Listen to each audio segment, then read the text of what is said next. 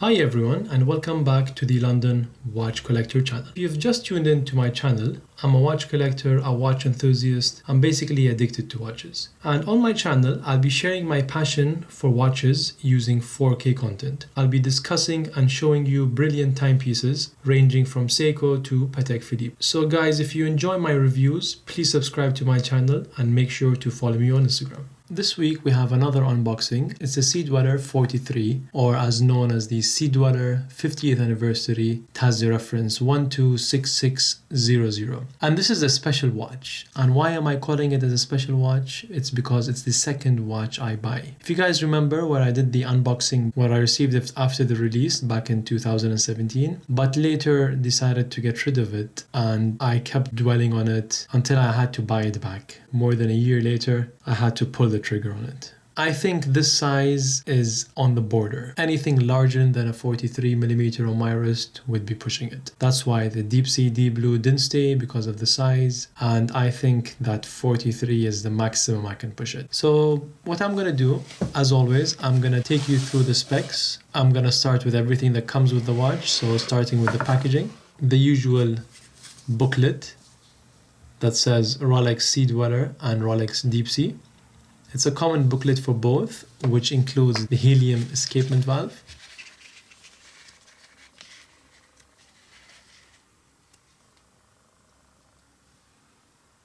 and inside the box, behind the slot at the back, you have a wallet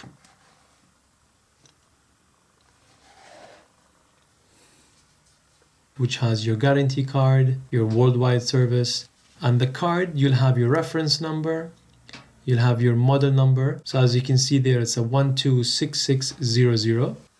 And at the back of the card, you'll have the name of the Rolex retailer, the name of the owner, and the date of purchase. And inside this plastic pouch is your green seal, your white tag, and your Rolex extra links. And if you can see there, I've actually removed the flip lock, because honestly it becomes as comfortable as a sub when you remove the flip lock. And I've done that with the Sea-Dweller 4000, and it makes a big difference.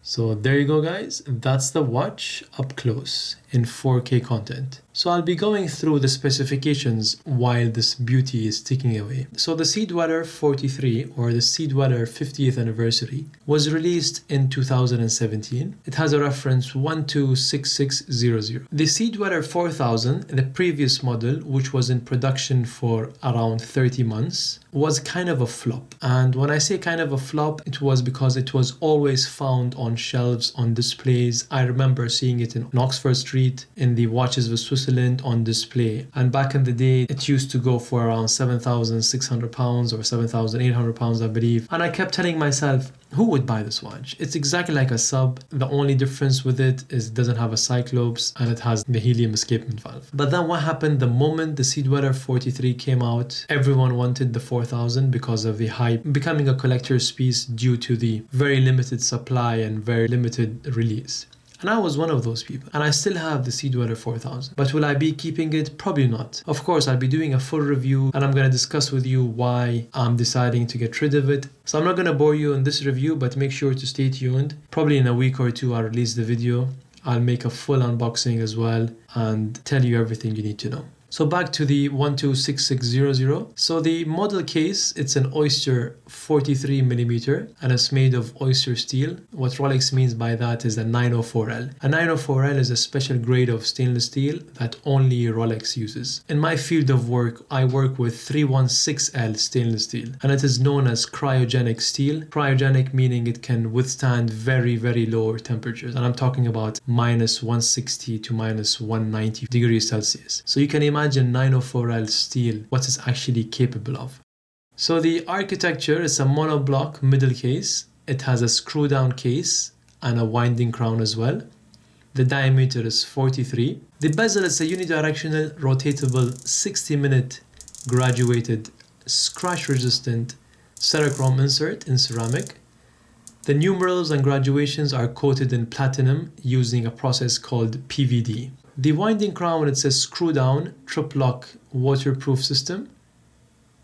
The crystal is a scratch-resistant sapphire crystal, and it has a cyclop lens on the date for the first time in 50 years. It's water resistant to 1,220 meters, which is equivalent to 4,000 feet, and it has a helium escapement valve. The movement, it's a 3235 movement, an upgraded movement introduced by Rolex in 2017. The 3235 will start replacing all the 3135 out there, which includes the subs, the Yachtmasters. The precision is +2 -2 seconds per day, so guaranteed by Rolex. The oscillator, just like the GMT Master 2, the 126710 BLRO, it has a paramagnetic blue parachrome hairspring and a high-performance Paraflex shock absorber. The escape is a Chronergy with an optimized energy efficiency, which increased the power reserve to 70 hours. The bracelet is an Oyster flat 3-piece link. The clasp is a folding Oyster lock safety clasp with Rolex glide lock extension system, as well as Philip lock extension link,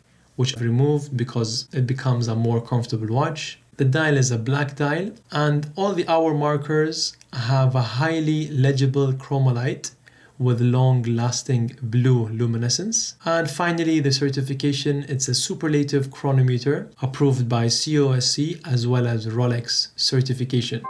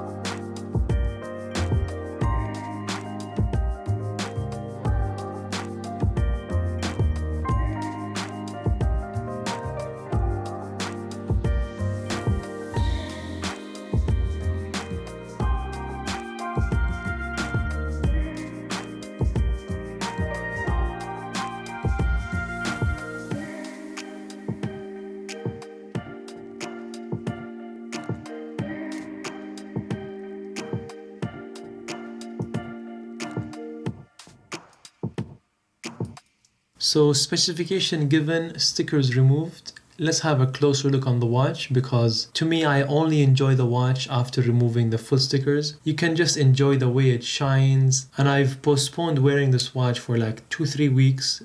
I wanted to do the sticker removal review before I start enjoying it.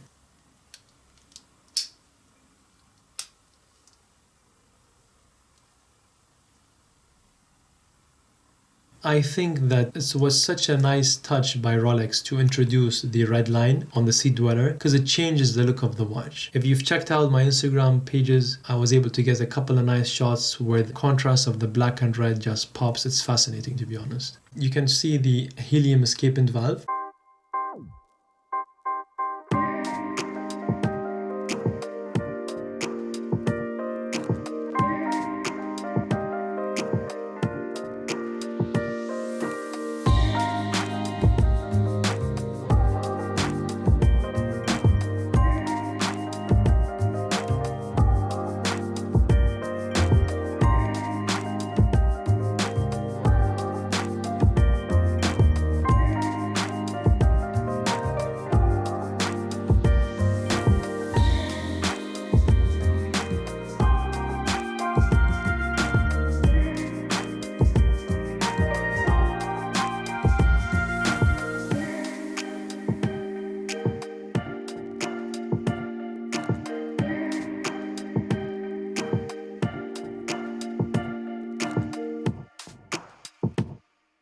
And you can see engraved at the bottom of the case back, it says Rolex Oyster Sea-Dweller, and then it says original gas escape valve. And the sharpness of the bezel, the way it clicks, the engineering behind it just fascinates me.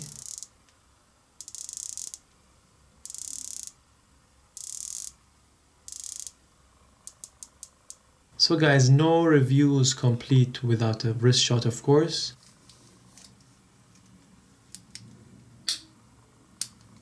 So there you go, guys. I know to some it might look like a large watch. I have a 16.5, 17 centimeter wrist, and I can just pull it through. I don't mind the thickness. It's not as bad as the Deep-Sea Deep Blue. I feel it's a perfect watch. What do you guys think? Do let me know. I'd love to hear your thoughts. Let me know if you think that this watch is too large on my wrist or not. If you guys would like to see comparison reviews where I compare this watch to the Submariner or the GMT or a Daytona or a Sky-Dweller or any watch you're deciding to buy and you're not sure of which one to do let me know. Just send me a comment or send me a direct message on Instagram and let me know which watches would you like to see a comparison of on my channel. I'm going to switch off the studio lights just to give you an idea under normal lighting. So guys, I hope you enjoyed this review. This was just a pure unboxing. I'm planning on doing an in-depth review when it comes to the Sea-Dweller, where I'll be discussing with you all the Sea-Dwellers that were released back from the 1950s and why the red text